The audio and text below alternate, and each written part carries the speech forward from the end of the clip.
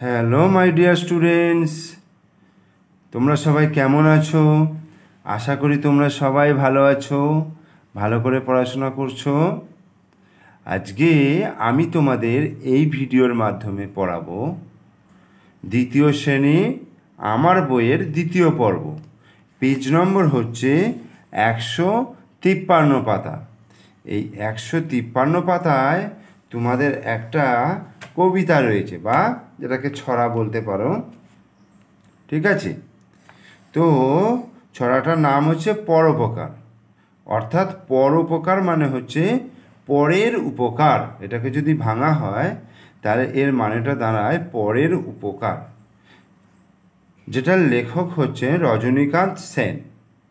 তাহলে পরোপকার ছড়াটি রজনীকান্ত সেনের লেখা।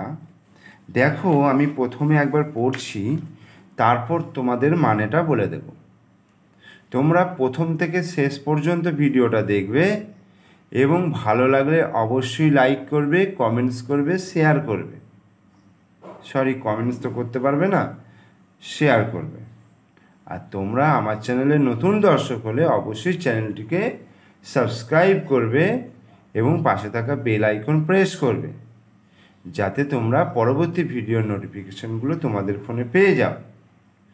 দেখো, তাহলে শুরু করছি। আমার সঙ্গে সঙ্গে তোমরা সবাই বলো, নদী কভু পান নাহি করে নিজ জল, তরুগণ নাহি খায় নিজ নিজ ফল, গাভী কভু নাহি করে নিজ দুগ্ধ পান, কাষ্ঠ দগ্ধ হয়ে করে পরে অন্নদান, স্বর্ণ করে নিজ রূপে অপরে শোভিত, বংশী করি নিজ রূপে অপরে মোহিত, শস্য জন্মাইয়া নাহি খায় জলধরে, সাধুর ঐশ্বর্য শুধু পরহিত তরে।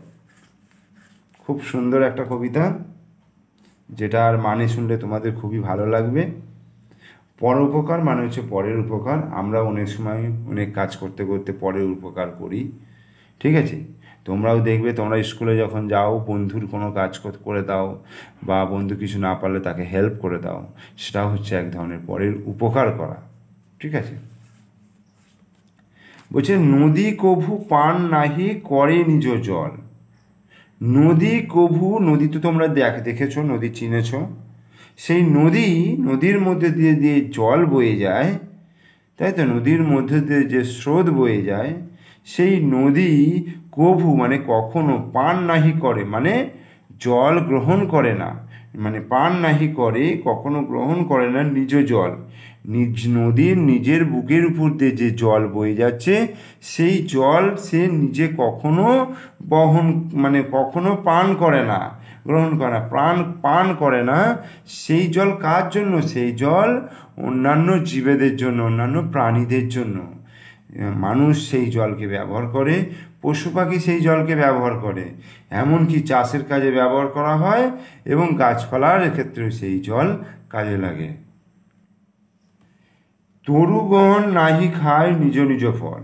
তরুগণ মানে গাছেদের মধ্যে বা গাছে যে সমস্ত ফল হয়, যেমন আম, জাম, কলা, লিচু, এই সমস্ত জিনিসগুলো সেই সব উদ্ভিদরা কিন্তু, বা সেই সব গাছপালা কিন্তু নিজেরা খায় না। সেই সব ফল কাদের জন্য? সেই সব ফল হচ্ছে প্রাণীদের জন্য, তাই না? মানুষদের জন্য, পশু পাখিদের জন্য। সেই জন্যই বলছি, তরুগণ নাহি খায় নিজ নিজ ফল, মানে গাছেরা নিজেদের ফল নিজেরা খায় না, অপরের জন্য সেই ফল ফলায়। ঠিক আছে, মানে পরের উপকার করে। গাভী কবু নাহি করে নিজ দুগ্ধ পান। গাভী মানে গরু, বলছে কখনো খায় না নিজ দুগ্ধ পান, মানে নিজের দুধ, গরুর যে নিজের দুধ হয় সেই দুধ সে পান করে না। সেই দুধ কাদের জন্য? গরুর দুধ সে তার বাচ্চার জন্য, গরুর দুধ মানুষের জন্য, কারণ মানুষরা সেই দুধকে শক্তপোক্ত হয়, তারপর সেই গরুর দুধ থেকে বিভিন্ন রকম মিষ্টান্ন তৈরি হয়, তাই না? গরু কিন্তু সেই দুধ নিজে, যে গরু দুধ দেয় সেই গরু কিন্তু সেই দুধকে পান করে না। কাষ্ঠ দগ্ধ হয়ে করে পরে অন্নদান। কাষ্ঠ মানে কাঠ, দগ্ধ হয়ে মানে নিজে জ্বলে যায়, নিজে জ্বলে মানে নিজেকে পুড়িয়ে সে পরকে অন্নদান করে, মানে জ্বালানি হিসাবে ব্যবহার করে যে খাবার তৈরি করা হয় সেই খাবার অন্যরা খায়। কাঠ কখনো সেই খাবার খায় না। কাষ্ঠ দগ্ধ হয়ে কাষ্ঠ নিজে পুড়ে অপরকে খাবার দান করে। স্বর্ণ করে নিজ রূপে অপরে শোভিত। স্বর্ণ মানে সোনা, সোনা হচ্ছে একটা দামি মুদ্রা। সেই দামি মুদ্রা কি করে, নিজ রূপে নিজের যে সৌন্দর্য, নিজের যে রূপ, সেই রূপ দিয়ে অপরকে শোভিত করে। তার কারণ হচ্ছে মানুষ সেই সোনা, সেই স্বর্ণের গহনা পরে নিজেকে সুন্দর করে। ঠিক আছে, তাই স্বর্ণ নিজ রূপে নিজের রূপ দান করে অপরকে শোভিত করে, মানে অপরকে সুন্দর করে। বংশী করে নিজ রূপে অপরে মোহিত। বংশী মানে হচ্ছে বাঁশি। বাঁশি কী করে, বাঁশি নিজে বেজে অপরকে মোহিত করে, অপরকে আনন্দ দেয়, অপরকে ভালো লাগায়। শস্য জন্মাইয়া নাহি খাই জলধরে। শস্য জন্মাইয়া নাহি খাই জলধর মানে হচ্ছে মেঘ। মেঘ থেকে যে বৃষ্টি হয় সেই বৃষ্টির দ্বারা শস্য জন্মায়, অর্থাৎ গাছপালা, অর্থাৎ ফসল ফলায়। সেই ফসল ফলিয়ে কিন্তু মেঘ সেই জল দিয়ে ফসল ফলিয়ে সেই মেঘ কিন্তু ফসলকে খায় না। হ্যাঁ, সেই ফসল ফলাইয়া সে নিজে খায় না।